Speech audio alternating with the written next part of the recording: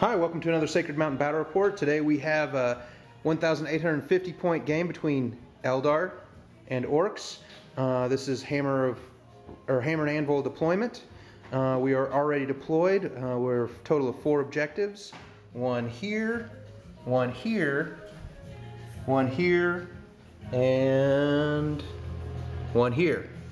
The Ork list, briefly, is the green mob formation as the primary. The warlord's there in the back. He also carries the big boss pole, the custom force field, and the pain boy on the other side are a member of a combined arms attachment. The custom force field big mech carries a lucky stick, 2 squads of looters on a sky shield landing pad. There are a total of 6 or 7 power claws and 3 big choppas here. His warlord trait is Wogmongerer. So they get the Crusader special rule. And in reserves, the Orks have 2 Dakajets and the troops tax of 2 Gretchen. So I have the Avatar as my warlord. I have a Wraith Lord and a Wraith Knight. I have 3 Wave Serpents, each with Wraith Guards in the unit, and a Fire Prism.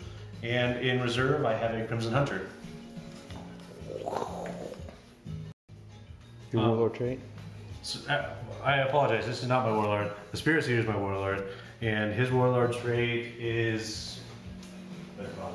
While we're waiting for that, he has the Protect / Jinx and the Quicken / Restrain psychic powers. And the warlord trait is Spirit Mark. Okay, we're going to try to seize initiative on the Orks got to deploy first. He'll try to seize initiative on camera. Oh, so sad. Orks go first. We'll see at the bottom turn.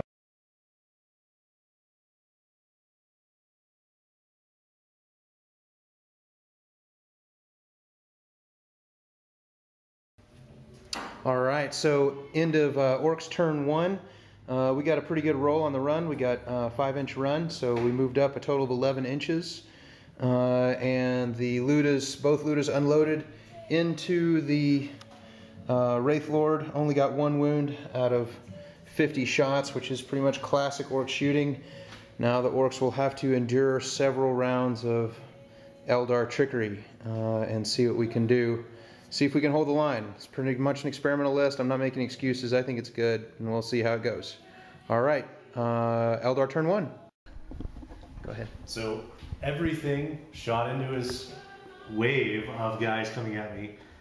We did okay, but he got a lot of, we got a couple lookout stirs, which were really helpful, and then you got a couple, well, 14 feel no pain rolls. So that helped significantly.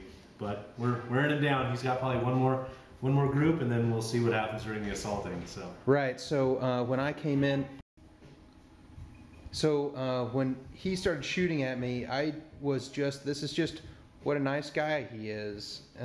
Even though I'm playing my win at all cost tournament list and trying it out on him, I'm just so unfamiliar with the list. He was just taking me down, you know, with the Eldar shooting. And a lot of things I wasn't getting saves from, and I'd totally forgotten about my attached pain boy. So he had killed 27 boys at one point, and I realized that I hadn't made any feel no pain rolls. So he let me make some feel no pain rolls on all 27 of them that I'd already taken off the board.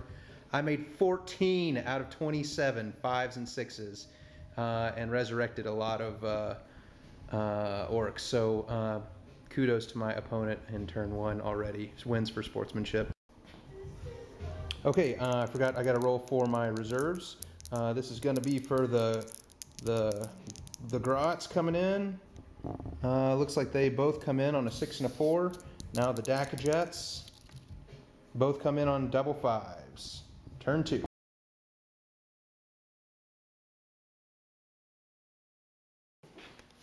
Okay, the end of Orks turn 2. You can see we got a pretty good charge with our Crusader special rule from our warlord trait. We rolled a 6 and a 2. Took the 6, obviously. The DAC jets, although came on 24 inches, still are out of range for all of his stuff. So that's a whole turn that they're on that they're not in range. But that's pretty good for me, I think, overall. The Ludas, he backed up so much, they're out of range of most everything, so it really hampered my ability to hurt him. But I also rolled one shot for each of them, so they didn't do anything. My Grots have run on the edge here. They might be the only thing left after my next turn. My esteemed colleague is going to roll for his Reserve Crimson Hunter, and it doesn't come in. Okay, the end of Eldar turn 2. Oh, it was friggin' brutal. He killed so many guys, and he was really strategic with his casting. I don't know if you guys can read that. He did Restrain, which is a malediction, targets a single enemy unit within 18 inches whilst the power is in effect. The models in the target unit cannot run. So totally bogged me down in the long axis deployment. Everything shot into this group. I think he killed 20 or 30, I don't know, 20 at least. It was rough, but I've got Glory Gainer going on in the background, and we're coming up to Orks turn 3. See if I can make something happen.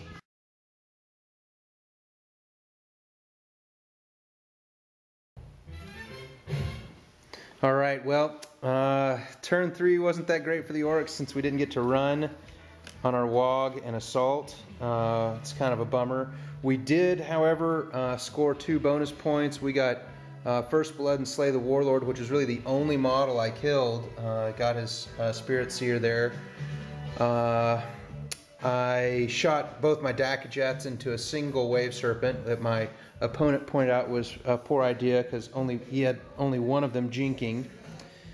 I had to make an 11-inch assault right here and rolled double ones, so there's no reason to re-roll on Stampede or Here We Go. Let's see, the Ludus are the ones that killed the Spirit Seer. We're gonna look to see if my opponent gets his Crimson Hunter in. And he does not, I don't think.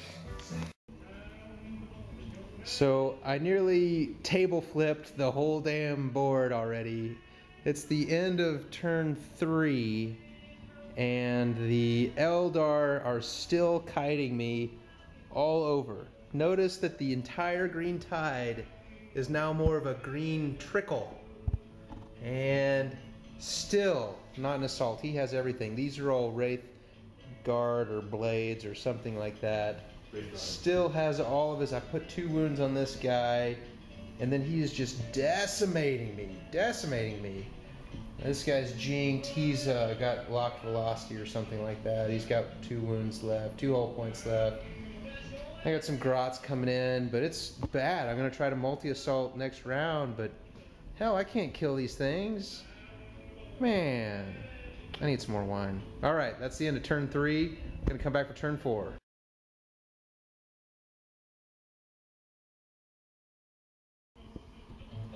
Okay, because I know this is what you nerds out there live for, I'm going to record this because of this weird situation. What we've got here is this flyer had a crew stunned? Crew shaken or stunned, I can't remember. And the wording in the big red book is that it has to move 18 inches. So I want you to check this out. Hand me the, oh, here's the tape measure. And it can't pivot. So here we go. I'm gonna kind of finagle this a little bit. Boom. Here, move that building. So there's a building right here. Boom. Look at 18 inches. Right there, right between this Wraith Lord. There's no way this thing can fit. Oh, maybe it can. No chance, no chance. It has to move 18 inches. Look where it would end up.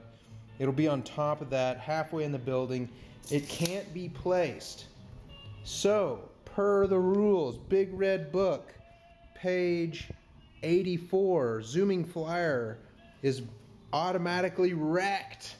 So, blammo, wrecked flyer right there, beginning of turn 4, movement phase. Okay, back at the end of my turn 4.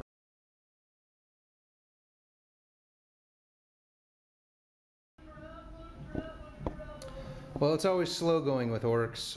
We finally killed a unit. We got into close combat. We killed some Wraith Lords that were right here. We're going to replace these Terminators that are proxying as Wraith Lords with the Wraith Lords. I killed this Wave Serpent at long last with a Dakajet. He still has some major threats on the board. I just gotta kind of keep my spirits up through the first half or 3/4 of the game. He still has a Wraith Knight that'll just completely decimate me. But I got the Grots. The Grots are bringing up the rear.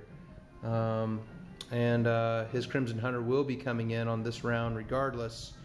It is now Eldar turn 4. So I'm gonna let my buddy talk because I've sobered up now, and I'm not gonna flip the table anymore. Okay. So again, just shot everything in this huge wave of men. It's looking pretty scarce. He's killing all his boys with the lookout sirs. So he's gonna charge something and probably wipe it off the board, and they'll get another shooting phase, and hopefully we'll take this thing out. I got one wound on the Dakajet with the Crimson Hunter, and it's now flying off the board, so it'll go back into reserve. That's it. Okay, stand by for Orks turn 5.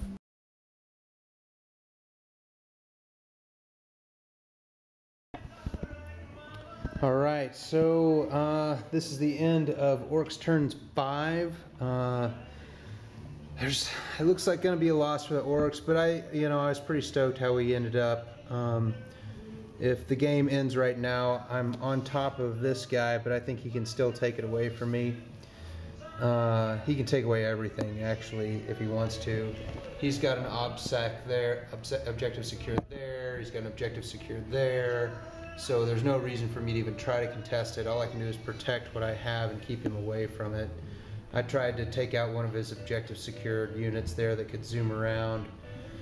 Unsuccessful, so I annihilated his Wraith Guard that were here, and I made a big consolidation with Crusader. So I made a D6, rolled a 6, and then for the D3 plus on Crusader consolidation move, I rolled a 6 again, so 9-inch consolidation moves, huge. My Grots are running up. They're OBSEC, but they'll only come into the game turn 6. So we'll see. He's got some heavy hitters yet. So we're about to see Eldar take everything away from me. But I'm not sad because I've had wine. Okay, this is a late night, weeknight game. It is down to the wire. I have lost objective secured.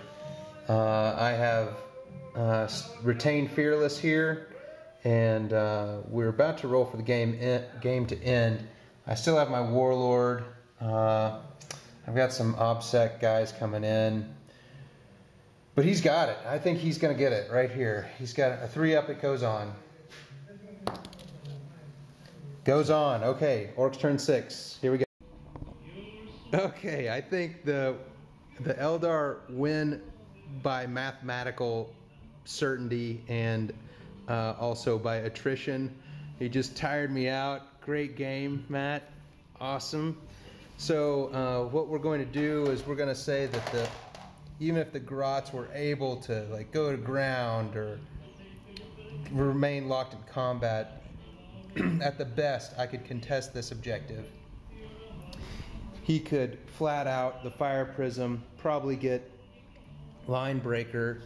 He could potentially get Line Breaker from the Wraith Knight, who is now no longer locked in combat and would be able to consolidate D6 inches closer to my line, then make a big jump move. Might even be able to contest my objective with the Ludas. So in the end, he has contested, owned, and then he also would have Line Breaker, and he just slayed my Warlord, and I slayed his Warlord. Maybe I'd have Line Breaker, maybe I would have that objective, but that's it. Eldar yet again prevail at Sacred Mountain Battle Reports. Hey, thanks for tuning in, and we'll see you next time. Hey, thanks for tuning in to another Sacred Mountain Battle Reports. I really think I did the best I possibly could with this list. It was a tough deployment and a tough opponent. He's tactically very gifted, even though he's a newcomer. He's using my list, and I'm stoked to have him. Kind of bummed that he's doing Eldar, but hey, you know, it makes me stronger. I guess Orks are going to have to go on the bench for a while because there's just really no competitive build for them. As much as I love my Orks, my 8,000 painted points of Orks, I just can't stomach ongoing humiliating defeat. So I think I'm just going to have to jump on the bandwagon of Tau. I've got some Tau and new in box, and maybe you'll start to see some new innovative lists. Well, probably not, but maybe some Talamanders is kind of what I'm thinking. Anyway, thanks for tuning in. Hope to put up some more battle reports for you guys. If you have any comments or want to see some matchups, feel free to post them in the comments or PM me on dakadaka.com. Have a great day.